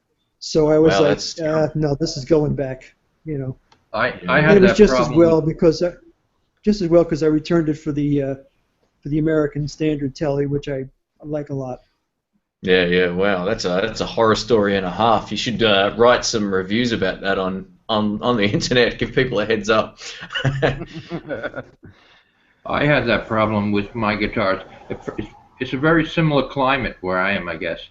And in winters, it's colder, it's drier, and also the heat is on, and we had hot air heat, and even with guitar case humidifiers and room humidifiers, the fingerboards would shrink, and the ends of the frets would stick out. It was not fun. And then I got to tell you, you know, knowing Gibson's reputation, and I had never had one before. You know, and the Gibson advertisement is that the studio versions are a regular Gibson. It just doesn't have the fancy binding or the really fancy finish on the top or anything. But you're basically getting a Gibson just a little less, you know, little less pretty. And I was appalled that something with the Gibson name would actually be what appeared to be such a relatively low product. Yeah, I totally agree. They weren't cheap. They're $800 US, so it's not like it was like really inexpensive, and you can say, oh well, you know, you didn't pay a lot of money for it. But there was a Les Paul like that in the 70s. I think it was called the Paul. It was a flat top as well. It wasn't arched at all. It was just flat. It was called the Paul. Yeah, I'm not too sure about that, but my Les Paul Studio didn't even play nicely at all. Like, I had it back at the shop twice before I finally got rid of it, and it never felt nice to play. And that this happened every time. Play D chord, it would sound out. Check your tuning, it was fine. So you're right, it has to be the nut. They mustn't put the same sort of quality control into them. Yeah, there were issues. Like I had another one. My the one with the P90 sounded really good, but it had a similar problem as well. Like it always just sounded out when you were playing chords, and I thought it was my technique or something like that at one point, and then I found out no, I can play any of my other guitars fine, and I don't even think some of those studio guitars are up there with even the Epiphone. You know, some of the Epiphone range. You know, they might be made in Indonesia or China or whatever, but in terms of feel, the Epiphones are, you know, they're great. Some of them are really good. That's why I went to the Tokai brand, you know, because being a left-hander, there's not a lot of options, but value for money, the Tokai stuff's awesome. Like I've never had to mess around with any of those guitars apart from the SG. I had to fix the action a bit, but it wasn't like I'd play a chord and the notes would all be out. I've never had any of those issues with either the Chinese Tokai or the Japanese guitars either. I was very disappointed with it, as I said, Shane. You know, and also I was expecting, you know, I was looking for a guitar specifically that was made in the States, you know, and yeah, I was really disappointed in, you know, the product my countrymen were putting out. Yeah, there's been a lot of people criticize Gibson over the last couple of years about their quality control. And sorry, David, I cut you off before, mate. What was that? Yeah, no, it's okay. I didn't want to interrupt you. I have to go now. Okay. All right, no problem. Get some sleep, man. I know it's like 3 in the morning. Thank you. So yeah, get some rest. Thanks for joining, David. Bye. Jane, what time is it by you? It's almost 1 p.m. It's 12:39 p.m. here. Okay. Thursday, you mean? Yes, yeah. Yeah. So you guys would be somewhere. What time is it? We're still Wednesday night here. Yeah. It's 20 minutes to 9 p.m. Yeah. And it's Wednesday. So it's good. It's not too late. That's the kind of time I like to usually run the streams where it's PM in the US. You know, most people are home or whatever. So yeah, I appreciate you guys stopping in and checking, you know, joining in. It's always good to have people to chat to, and it's always more interesting that way for people watching. Starting to break up now, Shane. Ah, okay. That's interesting. I've got my. That's better. Okay. All right. I was on my forum at the same time. I was just checking in on a few things, so it might have been killing my internet connection. Sorry about that. All right. I might just see if there's any questions in the chat here as well. I've sort of been not avoiding it, but ignoring it the last 20 minutes or so. Let's see if there's anything here. But yeah, like I said, this was just going to be a test, and if you guys want to be, you know, part of the stream again when I do something with something again down the track in a couple of weeks, you're more than welcome to jump on. It's always good having folks join in. Oh, great! Thank you. Yeah, I enjoy it. Yeah, it's good having you on last time, Wayne. I really enjoyed it, and yeah, if you're ever free and you see the live stream pop up, just jump on, mate. It's always good. How often are you planning on doing the stream, Jane? Probably once every 2 weeks. Every 2 weeks, okay. Yeah, I wouldn't normally do them this quickly after doing one on the weekend that just went by, but I really wanted to make sure things were working properly or better than they were before, because it was, yeah, I had a lot of people ask me why the audio sync was so bad, but yeah, probably it won't be until the week after now. Probably do it not this weekend, but the one after. That'll be the next one. So yeah, if you're around and you want to jump back on, you're more than welcome to. If there's any chance I'm around, I'll try and drop in and say hi. Yeah, cool. And cool. Listen, Shane, keep up the good work, because you really are quite a resource, even though you might not think so yourself. I got to tell you, for someone like me, and I'm sure for hundreds of other, you know, struggling guitarists, your information is really good. It's really helpful. You've got a really good teaching style. You know, you're easy to understand. One thing that I've noticed about teachers of all kinds is that sometimes they're very knowledgeable, but they don't know how to impart that knowledge to somebody who's literally a clean sheet of paper. Yeah, yeah, okay. And you have a good style of bringing people along from no idea what you're talking about to, oh, wait a minute, I get it. Yeah, cool. Thanks for that. Yeah, I try to keep most of the things I do. I'm just, I guess, if I was talking about diodes in pedals, a lot of people would just be like, "What's he talking about?" So I think, I try to just keep things.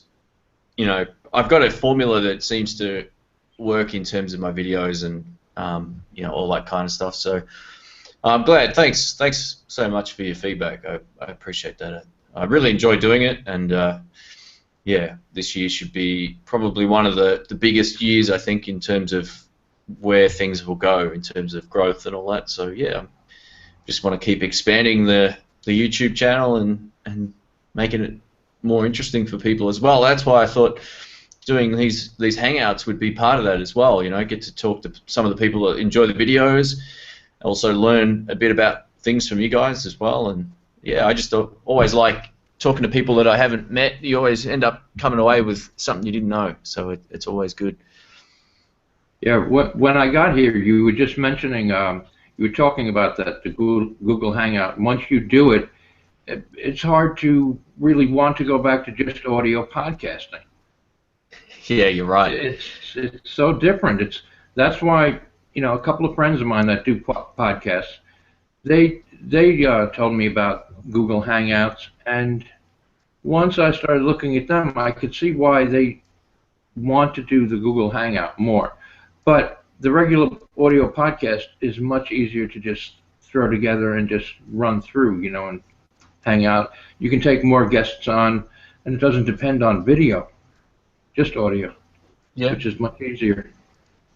Yeah, cool. I also, for those, you'll find this interesting, Wayne. Maybe, I don't know if you've subscribed to, if you've got iTunes or a podcatching, piece of software somewhere, but I took our group chat from like about 1 hour, 17 minutes, whenever we first started talking, to the end. I actually put that on iTunes as well. It's been getting some good hits and feedback. It was a really good discussion. So, good. You can we can do, these videos are great to watch live. People can ask questions and all that, which I'm going to get to one right now. Actually, sorry, I'll just finish that thought in a sec. But 9 Fathom says, do it once a week, same time, same day if you're choosing. Call it In the Blues episode, whatever, and you'll get quite a following.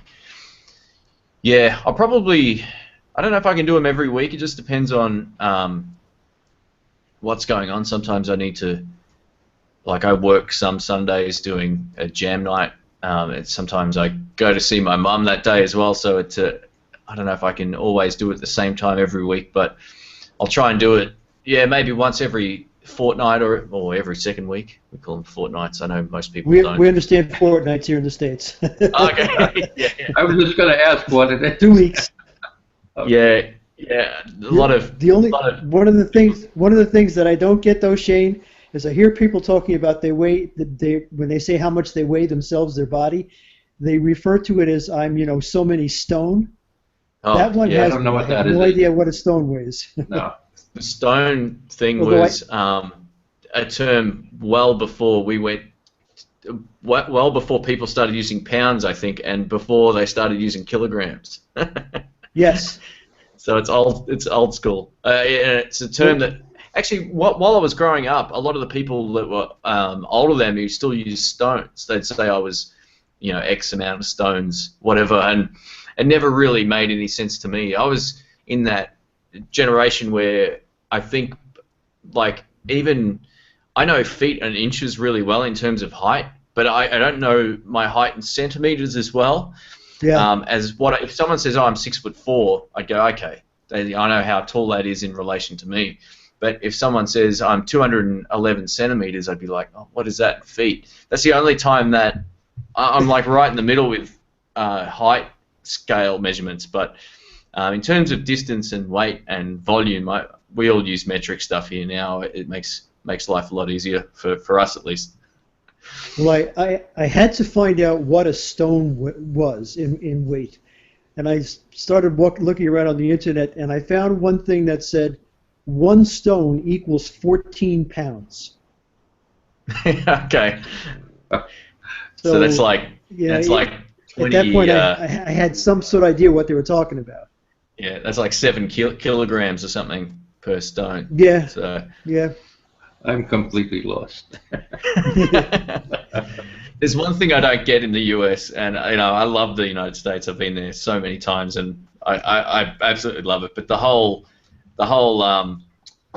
gallons and ounces thing is so confusing. I love it here. I can say, well, how many milliliters are in a liter? And it's 1,000. Everything's divisible by 10 or 100 or 1,000. It's nice and easy. But in the States, you can say, oh, how many ounces are in a gallon? And then no one knows. Yeah. It's such a confusing system for kids. Like, I always felt like, and the other thing that it makes me laugh about the States, which like I said, I love it. It's not a criticism at all. Is their tax system. Like you see something on the on a menu and it's $2 and you pay $2.14. Like, to teach kids that is pretty confusing. I think we have our tax on the price. So if you're paying $2, that's the tax is 20 cents or whatever. Yeah. Things here are listed by the price of the item, and then the taxes are added on after that. Yeah. Now, it gets even more interesting because taxes will change from the area that you're in, frequently by tax. Like New Jersey puts a 7% sales tax on everything. Yeah. Up by you, Wayne, what is it, 8 or 9 or something? Yeah, we're at 10% GST here. Oh, Wayne, sorry, I thought you said Shane. Sorry. It's 7 or 8, but it used to be 6. 8, yeah. And when I was in the city, it was 8.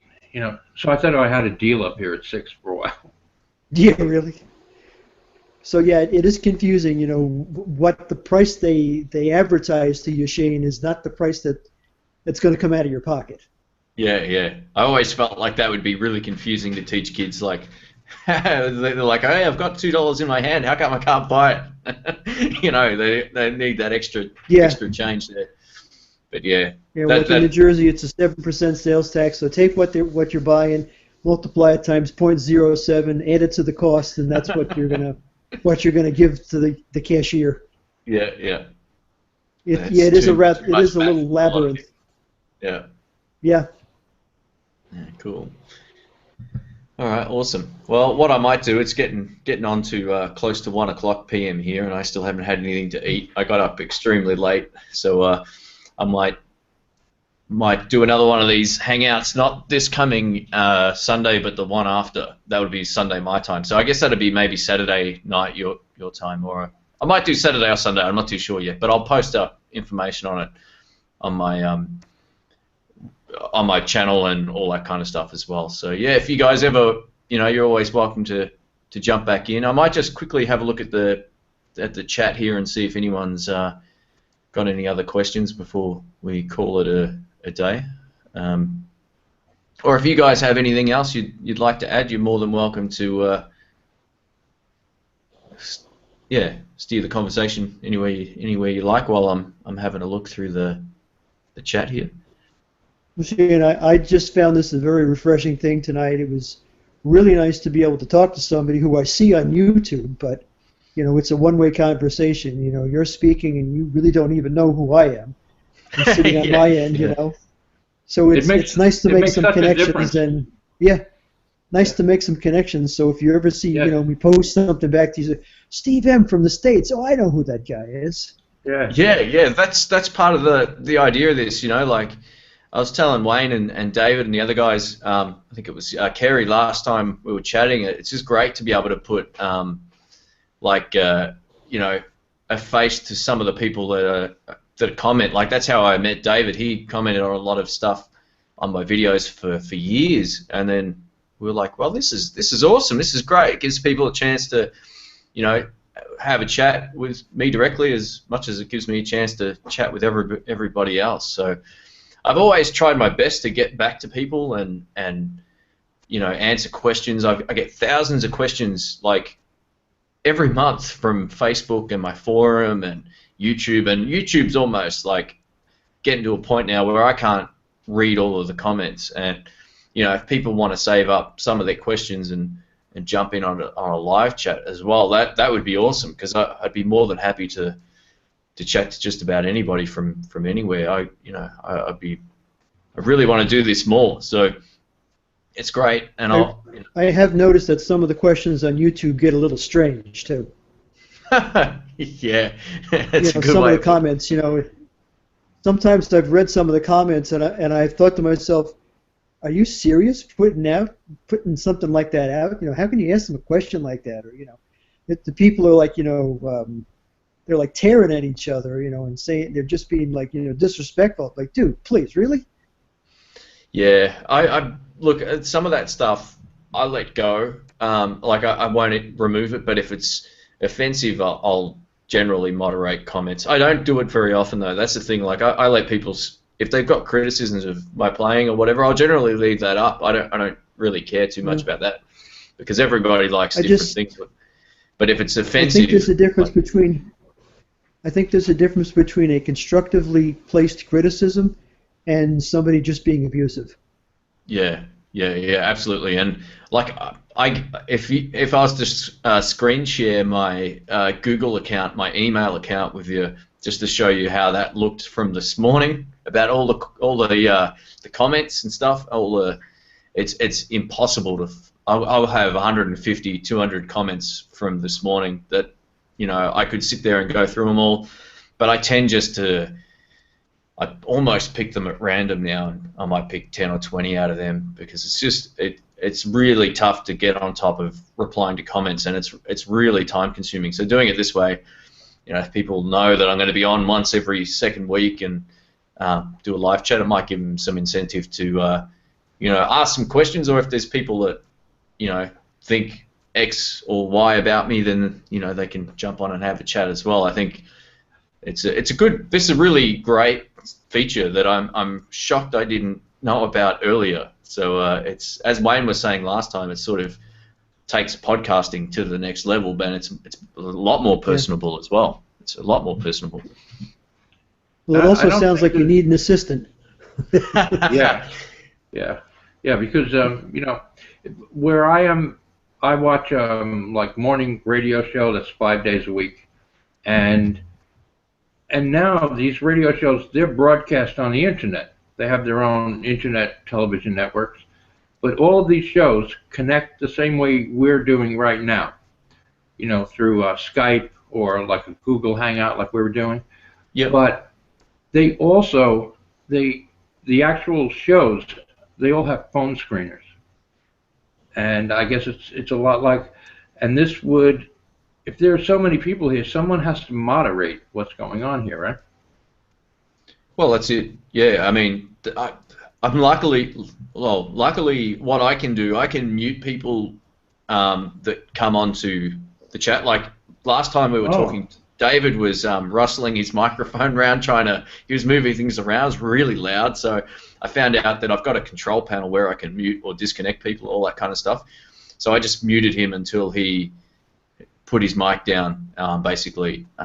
So yeah, I have the ability to be able to remove people from this whole thing. So if we say it was busy enough that we had 30 people here and one day or whatever, and people were just asking questions, I could answer them and then just basically remove them from this thing here. So. Well, I want you to ignore the negative comments, Shane, because you're held in high regard by most of us.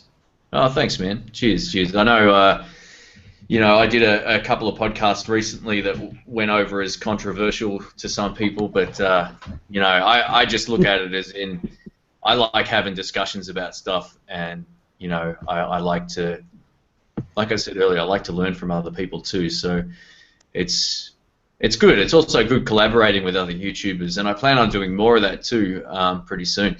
It's funny because there's a guy that lives in the US. He's got a relatively new YouTube channel. He's coming down to Australia pretty soon. He's going to be about an hour away from where I am. So I was thinking about seeing if he wanted to, come in and we can shoot some videos together or something, just to do more of that stuff. And, if I'm in an area this year where there's another YouTuber that I like, I might see if we can do some stuff, together over there. So the collaboration stuff's always great. I think it's good to tie two separate worlds together online like that. I always think like, you know, what I do and say what Will's Easy Guitars does is pretty different. But sometimes having that common ground with guitars is a good thing. So, you know, I plan on doing more of that. How long have you been doing YouTube? I started in 2006, and wow, okay. Believe it or not, I didn't even post any gear videos.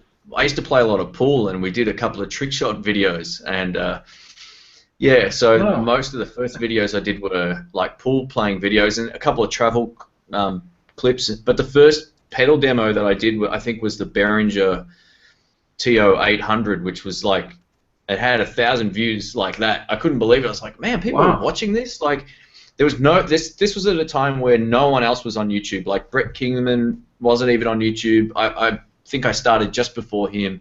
All those other big gear channels, so they just weren't around. So once I found that worked, I was like, oh, this is cool. So I might just throw another video up. And yeah, so 2006 was when I thought, well, I might as well show people what this thing sounds like, and we'll see how it goes. I didn't even think people were going to watch it, to be honest. And then I think I got in at a pretty good time.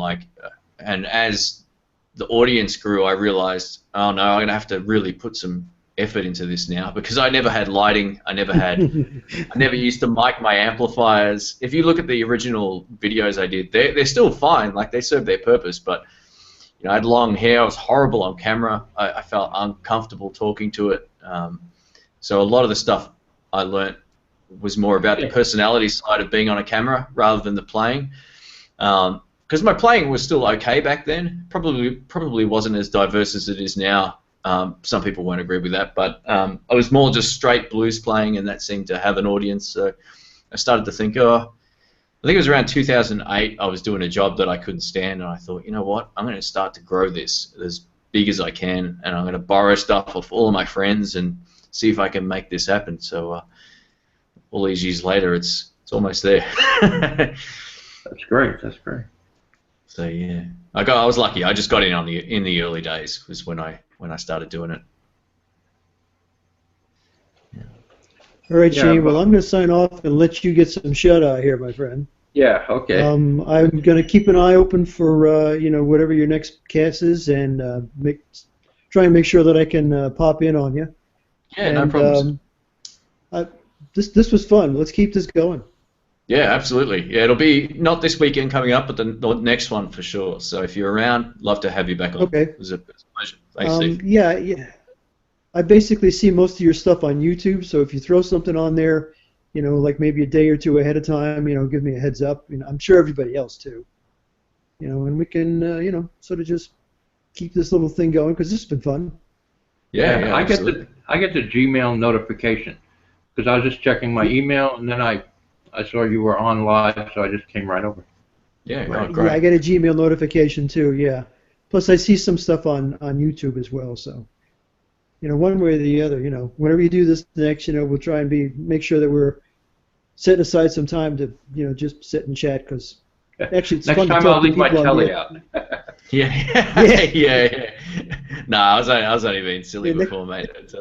I was just going to say too, for those who are still watching, I also post notifications now on Facebook.com/INTHEBLUES for those who use Facebook, and also via Twitter as well. So I've changed my username on Twitter to INTHEBLUES, which makes a lot more sense than Guitar Pedal Demo, whatever it was before. So. Okay, good. I'll follow you on that. It's all nice, and there's an underscore after my name, so INTHEBLUES_. But yeah, that's all nice and coherent and consistent now is the word I'm looking for. So yeah, guys, thanks again, and yeah, we'll have a good night, and yeah, you too. You're very welcome, and pleased to meet you, Steve. And pleased to meet you too, Wayne. Okay, this is Steve M signing off. All right, thanks, Steve. Cheers. Good night, everybody. See you, Wayne.